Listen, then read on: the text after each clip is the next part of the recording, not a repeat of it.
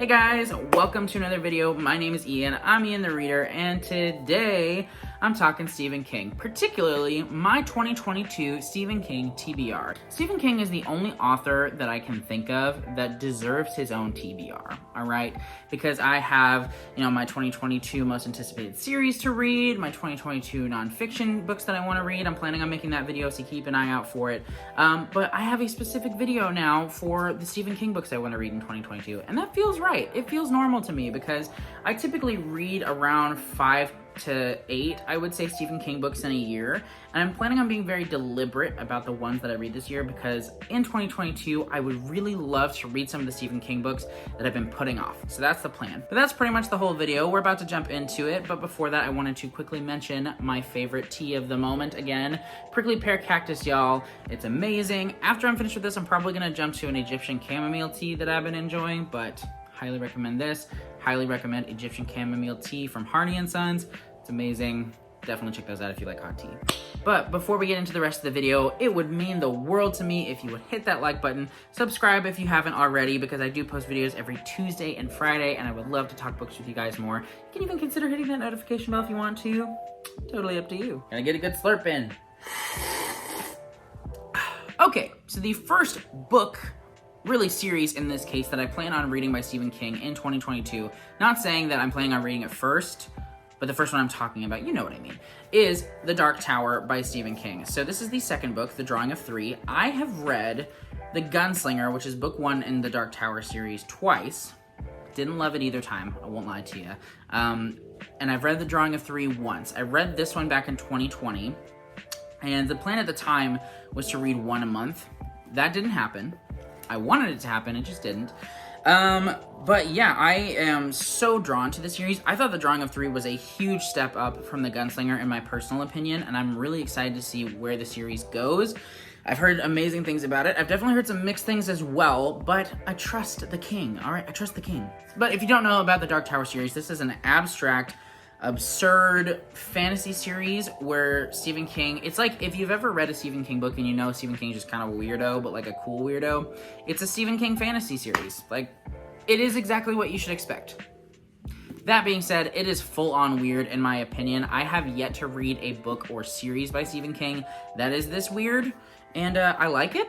It's taken me a minute to get used to, but I like it. So I definitely want to continue in the Dark Tower series this year. I'm hoping to pick up the third book probably pretty soon because there are 8 books technically in the Dark Tower series. Here's the other thing though.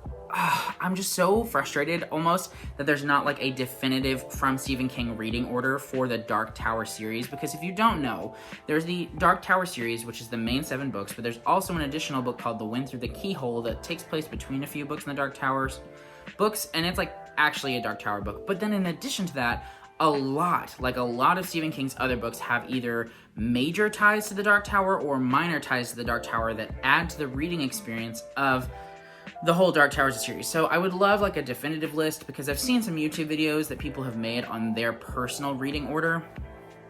I guess I could read publication order if I wanted to, but I'm impatient and I want to read this series, so we'll see what happens. But speaking of books that are connected to the Dark Tower, we have The Stand. This is the one that I absolutely want to read in 2022. To call myself a major Stephen King fan and not have read The Stand feels wrong. Like, this is the book that makes me feel a little bit like a faker, because like I said, I've read around 30 Stephen King books, so obviously I enjoy his works, but I haven't read The Stand, which a lot of people consider to be like his number one work in a lot of ways. I mean, there's The Shining too, obviously, but The Stand, like, this is his big epic. It, I suppose, could be, take that spot as well, but The Stand, come on, The Stand.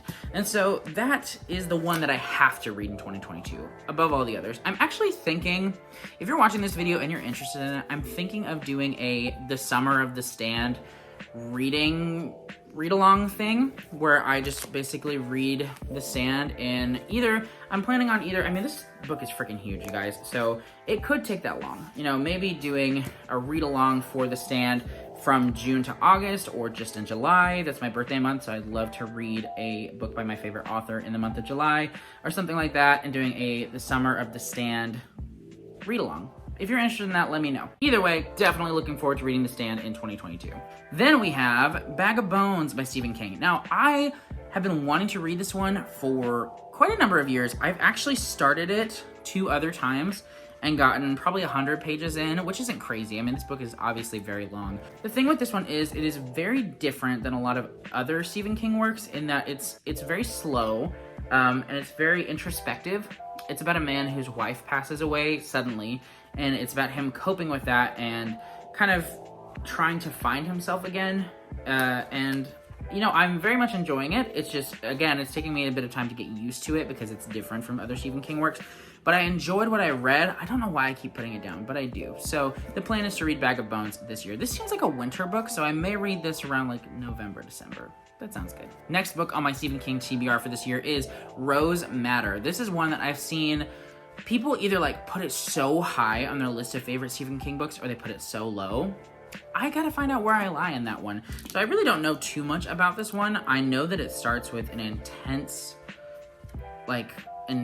scene of physical abuse, domestic violence kind of thing. So if that's a big trigger warning for you, don't read this book. But I've heard that it's also really amazing and gripping and wild. And so I definitely want to read this one. Like I said, I don't really know too much about the plot. And I'm not a big fan of the cover. I won't lie to you. But I'll give it a go. This is one that I want to give a go this year. Hello everyone, it is Ian from the future. I have a last minute addition because I did not realize that this book was getting an adaptation in 2022. Not only that, but in the coming months.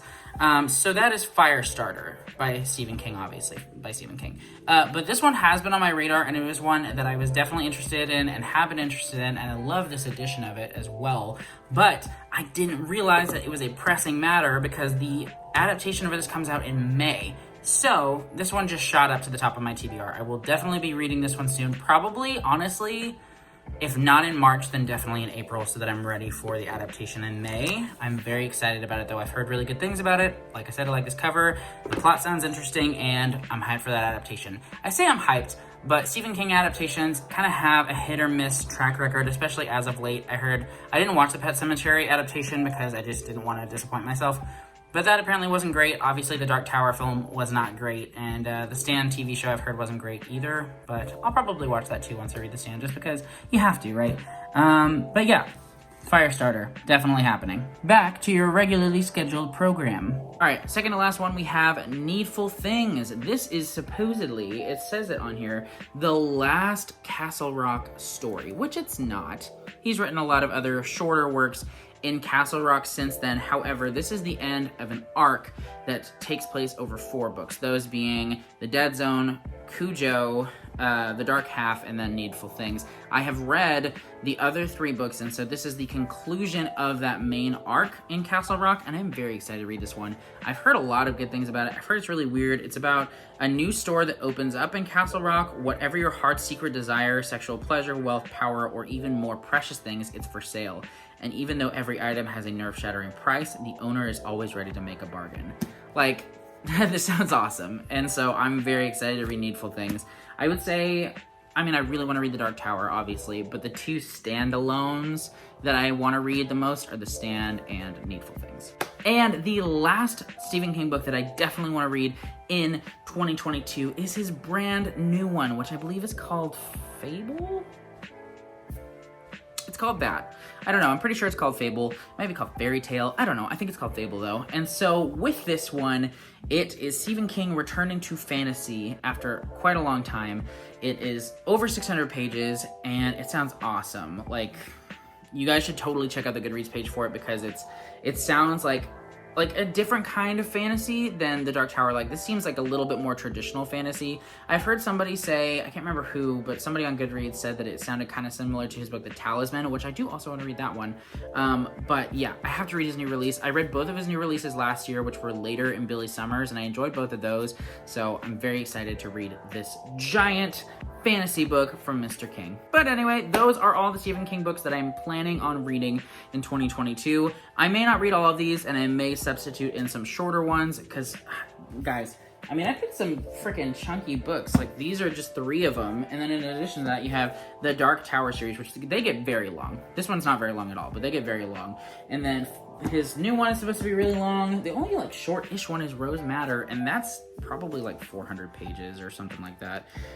It's about 400, and so I've definitely got my work cut out for me. But the good thing is, one, I love Stephen King. His books are so readable, and two, if I want to read these on audio, I totally can, because usually his audiobook narrators are top-notch. But anyway, thank you guys so much for watching this video. I hope that you enjoyed. Let me know down below if you're planning on reading any Stephen King books this year, or if you've read any of these, which ones I should get to first, because I don't really know. I definitely want to read The Stand soon, but like I said, I might save that one till summer. So I think the first one I would probably pick up of these, you know, I may just continue with the Dark Tower series, because I'm obviously not going to finish it before I read the other ones, but we'll see. Thank you guys so much for watching, though. Like I said, make sure to stick around because I post videos every Tuesday and Friday, and I would love to talk books with you guys.